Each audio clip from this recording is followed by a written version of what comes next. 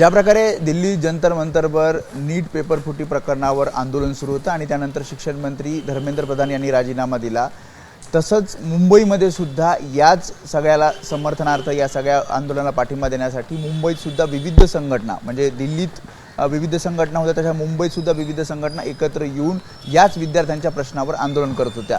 मात्र हे आंदोलन इथे थांबलेलं नाही। आंदोलन विद्यार्थ्यांच्या प्रश्नांसाठी पुढेही सुरू राहण्यासाठी एक रणनीती विविध विद्यार्थी संघटनांकडून ठरवली जाते। आपल्यासोबत छात्र भारती, AISF अशा विविध संघटनांचे विद्यार्थी आहेत, त्यांच्याकडनं जाणून घेऊयात आता पुढचा महाराष्ट्रात आणि खास करून मुंबईमध्ये या विद्यार्थी संघटनांचा प्लॅन काय। आपल्यासोबत छात्र भारतीचे रोहित ढाले आहेत। काय नेमका प्लॅन असणार आहे? कारण काल मोठा अभिनंदन सभा झाली, विविध संघटना त्याच्यात सहभागी झाल्या होत्या, पुढचा प्लॅन काय? खरं तर दिल्लीतल्या आंदोलनाने देशातल्या सगळ्या विद्यार्थ्यांना एक ऊर्जा दिलेली आहे आणि या देशातल्या सगळ्या विद्यार्थ्यांनी इकडच्या प्रत्येक एका माणसाला एक क्रांतीची चाहूल दाखवली आहे। त्यामुळे हे आंदोलन आता दिल्लीपुरतं सीमित राहिलेलं नाही, ते प्रत्येक एका विद्यार्थ्यापर्यंत झालेलं आहे। आणि एक आनंदाची गोष्ट अशी आहे की संघटना, पक्ष, संस्था ह्याच्या उपर जाऊन विद्यार्थी या आंदोलनामध्ये सहभागी होत आहेत आणि ते स्वतःच्या हक्कासाठी लढायला तयार झालेले आहेत। येत्या महाराष्ट्रभरातून अनेक विद्यार्थ्यांचा उद्रेक हा बाहेर येतोय। मग तो TETचा प्रश्न असेल, मराठी शाळेचा प्रश्न असेल, विद्यापीठातला अनागोंदी असेल, प्रायव्हेट शाळांची वाढलेली फी असेल, तर हा सगळा अनरेस्ट कॅच करून येत्या काळामध्ये महाराष्ट्रामध्ये मोठं आंदोलन उभं राहील। आणि धर्मेंद्र प्रधान यांच्या धर्तीवरती महाराष्ट्रातल्या 2 शिक्षण मंत्र्यांना आमचा इशारा आहे की याद राखा, आता वेळ तुमची आलेली आहे। कोण शिक्षण? एक दादा भुसे आणि चंद्रकांत पाटील। तुमचं म्हणणं की दोघांचा राजीनामा? हो, या दोघांचाही राजीनामा हवा आहे आणि सगळ्या संघटना आणि सगळे विद्यार्थी, म्हणजे संघटना तर बाजूला सोडा, पण प्रत्येक एका विद्यार्थ्याची ही मागणी आहे। AISFचे आपल्यासोबत आमिर काझी आहेत। कशा प्रकारे हे आंदोलन असेल? असं कळतं की 9 ऑगस्टला सुद्धा एक तुम्ही रॅली काढणार आहात, त्यामध्ये विद्यार्थी संघटना प्रतिनिधित्व करेल। ॲक्च्युली कालच जेव्हा शिवाजी पार्क येते, जेव्हा सगळे विद्यार्थी होते, ते विद्यार्थ्यांनी प्रश्न विचारलं आता पुढे काय। म्हणजे विद्यार्थी तयार झालेले आहेत आणि हे पॉलिटिकली अवेअर झालेले आहेत। ते स्वतःहून बोलायला लागले की आता जे प्रल्हाद जोशी आलेत त्यांचं पण तर बॅकग्राऊंड टाका बरोबर नाही आहे, आपल्याला आता पुढे काय करायचं। तर मला असं वाटतंय दरवर्षी ऑगस्ट क्रांती ते 9 ऑगस्टला एक मोठा कार्यक्रम केला जातो, पण ह्यावर्षी आम्ही प्रयत्न करणार की विद्यार्थ्यांचा जो विविध विषय आहेत, जसे रोहितने म्हटले, त्या विषयाला घेऊन ह्यावर्षी त्या रॅलीमध्ये विद्यार्थी मोठ्या संख्येने सामील होणार आहेत।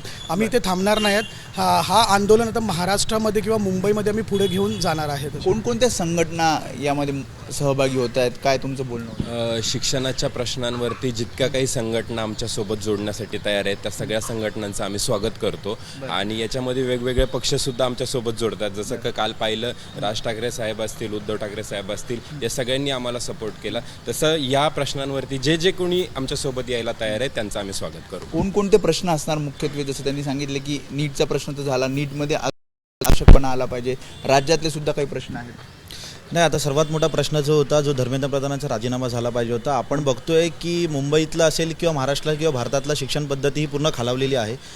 सरकारला हे कळत नाही आहे, पण ह्या यूथची जी ताकद आहे, युवा शक्ती याच्यामध्ये जुळलेली आहे आणि युवा शक्तीने दाखवून दिलेला आहे।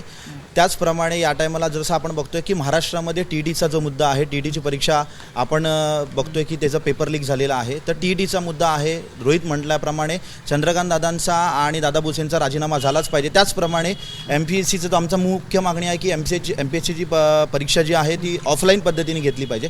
अशा प्रकारचे खूप सारे प्रश्न घेऊन आपण हा आंदोलन चालूच ठेवणार आहोत आणि युवा शक्तीची ताकद ही सरकारला दाखवून आवाहन केले तुम्ही विद्यार्थ्यांना? हो, आम्ही सगळ्या विद्यार्थ्यांना आवाहन केलेलं आहे, चालू ठेवायचा आहे।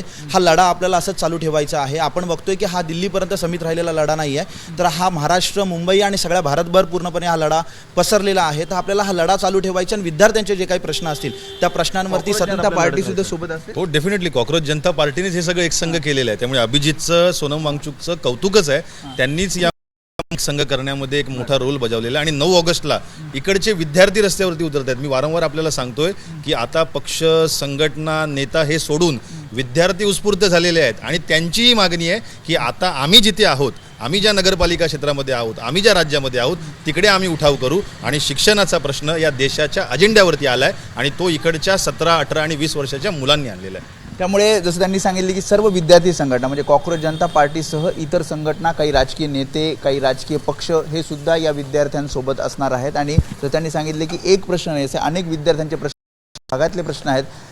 तेच प्रश्न घेऊन मुंबईमध्ये 9 ऑगस्टला एक मोठी रॅली विद्यार्थी त्याच्यात प्रतिनिधित्व करतील अशा प्रकारची तयारी या विद्यार्थी संघटनेची चालू आहे. त्यामध्ये छात्र भारती, AISF, SFI अशा विविध संघटना सहभागी होतील. कॅमेरामॅन सचिन शिंदेसह मी वेदांत नेब, ABP माझा, मुंबई. ABP माझा, उघडा डोळे बघा नीट.